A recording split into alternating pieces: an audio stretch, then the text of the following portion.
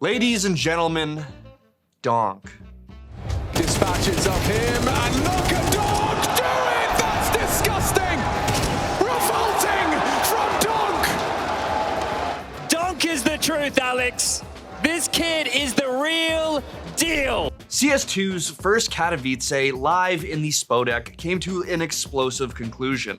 And if you missed it, strap in, because the greatest CS2 player in the world right now might be a teenager with a bowl cut. Now, Kato was always going to be a big deal. Not only was it the biggest event of the year so far, but probably the biggest event that's ever happened in CS2 yet. There have been a hell of a lot of roster shifts, so it was finally time to see what these teams could do, minus Liquid, who weren't in attendance. But unfortunately, for most of the teams I'm speaking about, their results were abysmal. Furia and Astralis basically didn't show up. Same could be said for Big, VP, and C9. But by far the biggest upset was ZywOo and Vitality, arguably one of the favorites heading into this tournament, but they were knocked out in the group stages. The silver lining being that they were handed their defeat by none other than the home team ENCE, and must I say, a revitalized looking Glaive.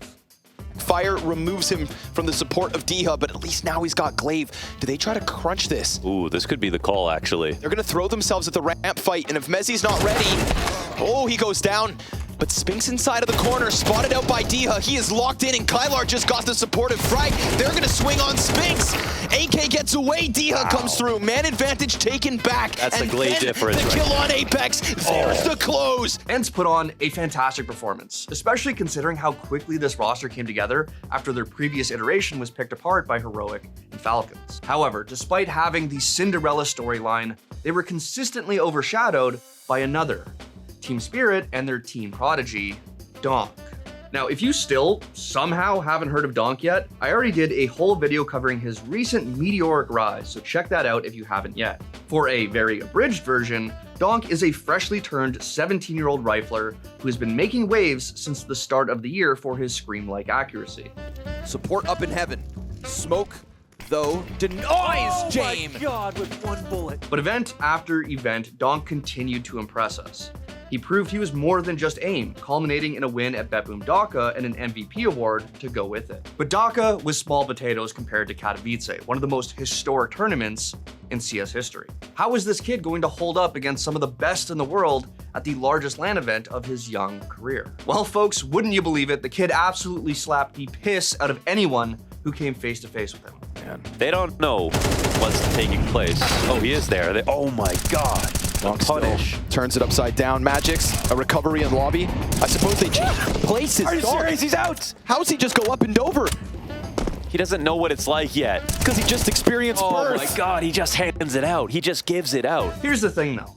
After weeks and weeks of hype and doubt against Donk'd, he wasn't just going to let the numbers and the server do the talking for him. Donk'd was screaming his little f***ing head off every chance he could. Now, aside from Donk'd being the literal embodiment of every anime profile picture CS player ever, not everyone was on board with his celebrations. While people like Monacy said, "F it, let him have some fun," others, primarily Navi's Blade, believed he was going way too far. So he has a great future, but I think the only thing he needs to fix his behavior. But whether you think it was confidence or toxicity, I mean, there was a lot of reason for him to shout. After being heavily doubted, even by some of you in the comments on my last video, here he was, showing the world that he wasn't just some sweaty onliner. I mean, Christ, Spirit kicked off their event by 13-0ing Apex before taking down Complexity, FaZe, Falcons, Na'Vi, only dropping one map in the entire process. And each time, who was at the top of the leaderboards with increasingly ridiculous stat lines? Donk'd.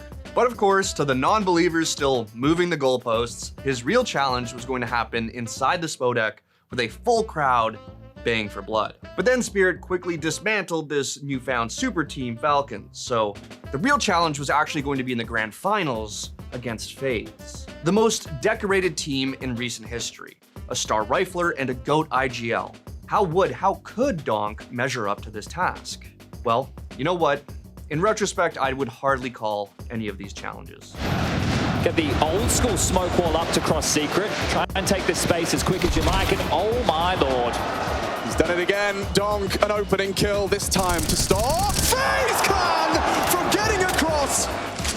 But this kid, something special. He is the truth right now on the stage. Look at him go! Sharp shooters, good flashes. Brokey's a dead man, and just like that, Donk'd delivers! Shiro puts the cherry on top. The AWP dispatches of him, and look at Donk'd do it! That's disgusting! Revolting from Donk'd! Once you eliminate the impossible, whatever remains, no matter how improbable, must be the truth. Now, as Machine and Sponge made very clear on the broadcast several times, this wasn't done on the back of Donk'd alone. Spirit only swept FaZe because they were a well-oiled machine firing on all cylinders. Shiro made a gamble jumping ship from C9, but his tears of misery became tears of joy. Zontix was the ultimate unsung hero, while Magisk and Chopper came up big exactly when they needed to. In short, they're a good-ass team. They slapped the shit out of FaZe, and Donk'd is the real deal. With a ridiculous 1.70 event rating, Donk'd took home the MVP, tying the record of none other than Nico. Except Donk'd did it just a few years younger than him, of course. But I mean, we shouldn't be surprised given that Donk'd has apparently been playing this game since he was what I can only assume in diapers. In the wake of the tournament, Counter-Strike Twitter collectively lost its mind. I mean, even the pros didn't have the right words to describe what we just witnessed. The kid clearly has a very, very bright future. And to those who fell silent in the Spodek and those watching from home who did the exact same, I ask why. I mean, as far as blowouts go, they gave us a show. Yeah, sure, the kid is loud, a little toxic, and maybe he'll be eating some humble pie fairly soon. But we all just witnessed history from a prodigy who actually has a personality and isn't a goddamn opera for once.